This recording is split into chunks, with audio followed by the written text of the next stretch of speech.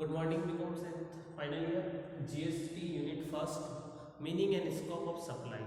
आज हम डिस्कस करेंगे meaning and scope of supply. हमने जीएसटी की डेफिनेशंस पढ़ ली, जो इंपॉर्टेंट टर्म्स होते हैं वो पढ़ लिए और जीएसटी एक्ट 2017 को समझ लिया, हिस्ट्री पढ़ ली, यानी कि बेसिक ऑफ जीएसटी अपन ने कंप्लीट कर लिया है। अब बात करते हैं अपन meaning and scope of GST supply. पहले बात करते हैं सप्लाई क्या होती है। सप्लाई मीन्स की किसी भी गुड्स की आपूर्ति या फिर उसे सप्लाई यानी कि उसे ट्रांसफर करना या फिर सेल करना, वो क्या कहलाता है, सप्लाई कहलाता है।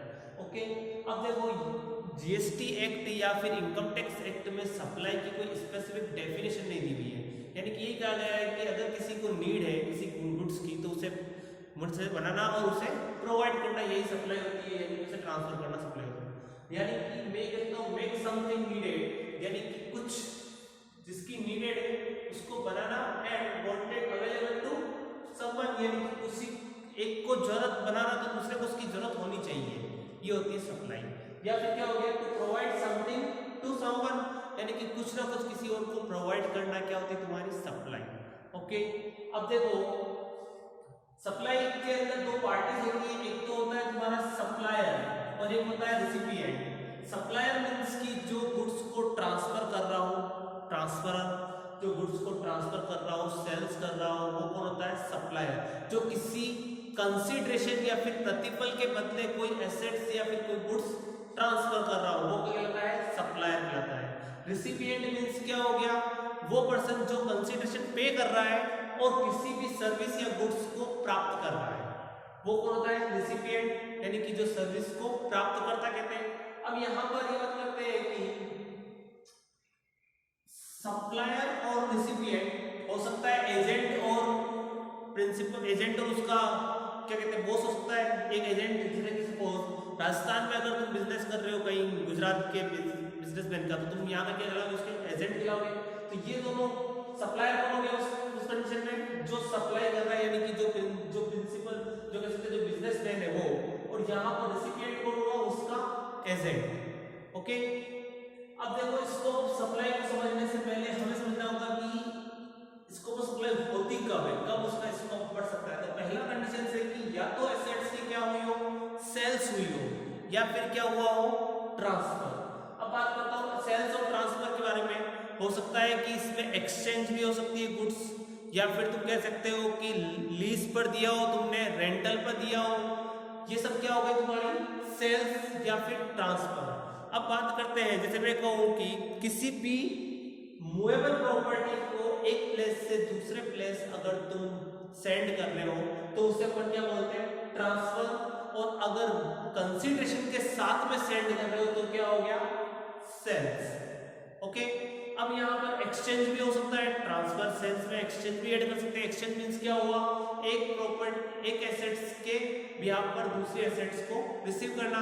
जैसे सपोज पहले होते हैं ना ये चीज, एक्सचेंज मींस क्या हुआ कि तुम्हारे पास में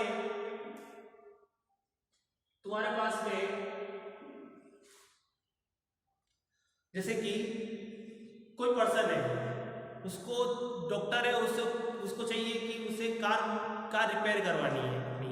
तो यहाँ पर क्या हुआ, डॉक्टर किसी मैकेनिक के पास गया। अब डॉक्टर ने कहा कि मेरे पास पैसे नहीं है, तुम क्या करो, तुम्हें अगर तुम्हारे फैमिली में कोई बीमार हो तब तुम मेरे पास आ जाना, मैं तुम्हें फ्री में उसका ट्रीटमेंट कर दूंगा, और यहाँ पर तुम मेरी क्या करो, कार रिपेयर कर दो। तो ये क्या हो गया, एक्सचेंज, यानी कि एक सर्विस के बदले दूसरी सर्विस हम प्रोवाइड कर रहे हैं, या फिर एक गुड्स के बदले दूसरी गुड्स हम रिसीव कर रहे हैं। ओके, अब देखो एक और एक्टिविटी हो सकती है, the activity specified in schedule first. Schedule first क्या कहता है कि विदाउट कंसीडरेशन भी कह सकते हैं कि वो क्या है, जैसे सप्लाई ऑफ गुड्स से या सर्विसेज से। तो ये कह रहा है शेड्यूल फर्स्ट मेड और agreed to be made without a consideration, यानी शेड्यूल फर्स्ट में लिखा हुआ है कि अगर तुम विद या विदाउट कंसीडरेशन भी कोई सप्लाई ऑफ गुड्स करते हो, सप्लाई ऑफ सर्विसेज करते हो, तो उससे भी हम ट्रीट करेंगे कि वो क्या है, सप्लाई ऑफ गुड्स से या सप्लाई ऑफ सर्विसेज से। जैसे यहाँ पर लिखा है फर्स्ट, हम समझ लेते हैं शेड्यूल फर्स्ट को क्या होता है। तो यहाँ पर activities without consideration treated as supply schedule first, यानी कि कोई भी एक्टिविटी हो, जो कोई भी क्रिया हो सकती है, प्रक्रिया हो सकती है जो तुमने की है, वो विदाउट कंसीडरेशन भी अगर की है तो उसे ट्रीट का किया जाएगा, सप्लाई के रूप में ट्रीट किया जाएगा। यानी कि इसे क्या माना जाएगा तुम्हारी, कि तुमने सप्लाई किए, किसी गुड्स को बेचा है। ओके, अब यहाँ पर without any consideration permanent transfer और डिस्पोजल ऑफ बिजनेस एसेट्स, अगर तुमने अपनी एसेट्स को विदाउट कंसिडरेशन यानी कि बिना प्रतिफल के परमानेंट यानी कि पूर्णतया हस्तांतरित कर दी है, तो वो भी तुम्हारे लिए क्या होगी, एक तरह से सप्लाई हो जाएगी यदि तुमने क्या कर दिया अपनी एसेट्स को। बट यहां पर अगर तुमने किसी एसेट्स पर इनपुट क्रेडिट का लाभ लिया है तो भी वो क्या बन जाएगी तुम्हारी सप्लाई।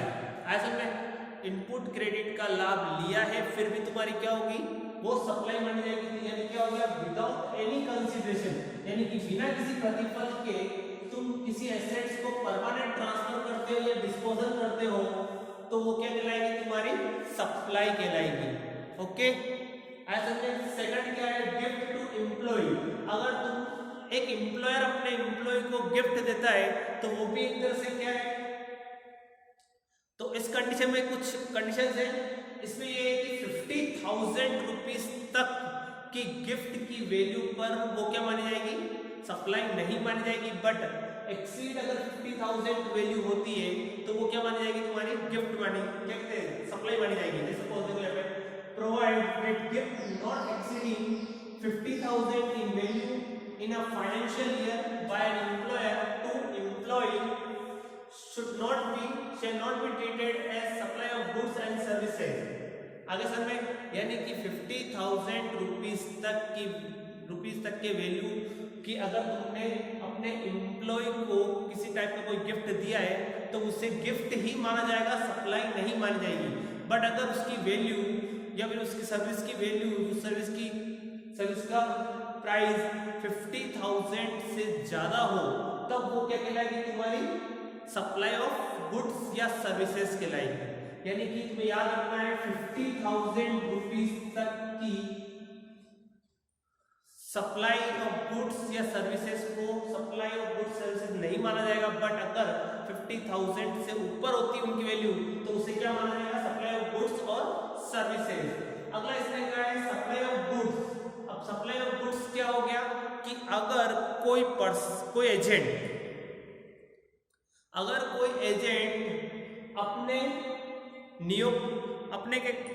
अपने प्रधान को या फिर उसके जो बॉस है उसको किसी टाइप का कोई भी गुड्स ट्रांसफर करता है तो वो भी क्या कहलाता है, सप्लाई।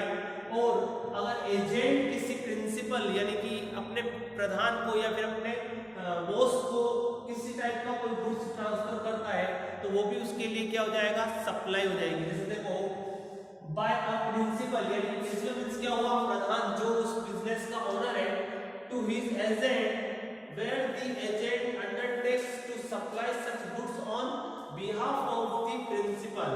यानी कि एजेंट को ट्रांसफर किया और एजेंट किसके बिहाफ पर ट्रांसफर कर रहा है, जिसका जो बॉस है उसी के बिहाफ पर वो ट्रांसफर कर रहा है, बट फिर भी क्या कहलाएगी ये उसके लिए, सप्लाई ऑफ गुड्स।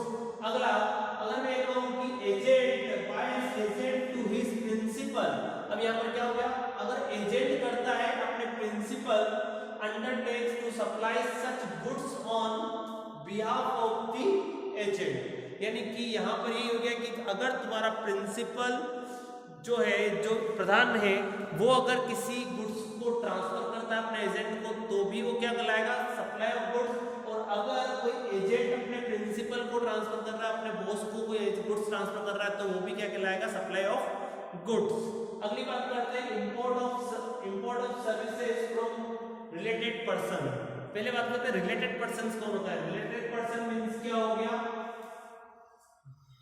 पेरेंट्स, ठीक है, ग्रैंडफादर ग्रैंडमदर, या फिर हो सकती है तुम्हारे जो तुम्हारे ऊपर डिपेंडेंट हो, या जो तुम्हारी कह सकते हैं कि मम्मी या पापा के रिलेशनशिप, ब्लड रिलेशन, मम्मी या पापा के ब्लड रिलेशन, ध्यान रखना इस चीज को, मम्मी या पापा के ब्लड रिलेशन जिससे भी है वो सब क्या कहलाता है, रिलेटेड पर्सन कहलाते हैं। ओके, अब यहाँ पर क्या हो रहा है कि अगर मैं किसी से इंपोर्ट करता हूँ, किसी रिलेटेड पर्सन से इंपोर्ट करता हूँ किसी टाइप की कोई भी यानी संबंधित व्यक्ति, मेरा संबंधी, उससे अगर मैं कोई सर्विस कोई इंपोर्ट करता हूँ तो उसके लिए मेरे को क्या ट्रीटमेंट किया जाएगा। देखिए, import of service by a taxable person from a related person. Import करता है कोई टैक्सेबल पर्सन किससे, किसी रिलेटेड पर्सन से, और from any of his other establishment outside India, या तो वो रिलेटेड पर्सन से किसी टाइप की कोई भी सर्विस ले रहा है, या फिर उसके द्वारा एस्टेब्लिश किसी टाइप का कोई भी एक ऑर्गेनाइजेशन से उससे अगर कोई एसेट्स या कुछ खरीद रहा है, तो इन द कोर्स ऑफ और फर्दरनेस ऑफ बिजनेस, तो इस कंडीशन में वो क्या कहलाएगा, सप्लाई ऑफ गुड्स कहलाएगा। अगर तुम किसी भी अपने रिलेटेड पर्सन से किसी टाइप की कोई भी गुड्स खरीदते हो, तो इस कंडीशन में क्या कहलाएगा, वो तुम्हारा सप्लाई ऑफ गुड्स कहलाएगा। ओके, समझ गया? ये तुम्हारा क्या हुआ, activities without consideration treated as supply schedules first. Consideration के बिना भी हम ये कह सकते हैं कि ये सारी सप्लाई जो होती है वो सब क्या है तुम्हारे लिए, एक तरह से टैक्सेबल है, या फिर सप्लाई ऑफ सर्विसेज है, सप्लाई ऑफ गुड्स है। ओके, अब बात करेंगे अपन नेक्स्ट लेक्चर में activities treated as supply of goods और सर्विसेज, यानी कि कब कब उसे माना जाएगा कि वो सप्लाई ऑफ गुड्स डायरेक्टली कह सकते हैं कि हाँ ये सप्लाई ऑफ गुड्स है, यानी यहाँ पर कंडीशन है हर एक में। पहली क्या कंडीशन है कि अगर तुमने परमानेंट ट्रांसफर की हो या फिर डिस्पोजल किया हो बिजनेस एसेट्स को, तो तुम्हें क्या मानना, वो तुम्हारी सप्लाई ऑफ गुड्स है। बट अगर तुमने किसी एम्प्लॉय ने एम्प्लॉयर से गिफ्ट लिया 50,000 का, तो वो सप्लाई ऑफ गुड्स नहीं है। बट अगर 50,000 से एक्सीड अमाउंट होती है तो क्या हो जाएगी, तुम्हारी सप्लाई ऑफ गुड्स रहेगी। यहाँ पर क्या है, सप्लाई ऑफ गुड्स अगर प्रिंसिपल ने एजेंट को ट्रांसफर किया है तो वो क्या कहलाएगा, तुम्हारा सप्लाई ऑफ गुड्स है, और एजेंट ने प्रिंसिपल को किया है तो भी वो क्या कहलाएगा, सप्लाई ऑफ गुड्स है। बट अगर इंपोर्ट ऑफ सर्विसेज की बात करें फ्रॉम रिलेटेड पर्सन, तो इसमें क्या हो गया, रिलेटेड पर्सन से अगर आउटसाइड इंडिया जाकर के मैं किसी से लेता हूं तो वो मेरे लिए क्या है, कैसे सप्लाई ऑफ गुड्स है। ओके, ये तुम्हारा क्या हो गया, विदाउट कंसीडरेशन। नेक्स्ट जो शेड्यूल होगा, सेकंड शेड्यूल, वो अपन पढ़ेंगे activities treated as supply of goods और सर्विसेज।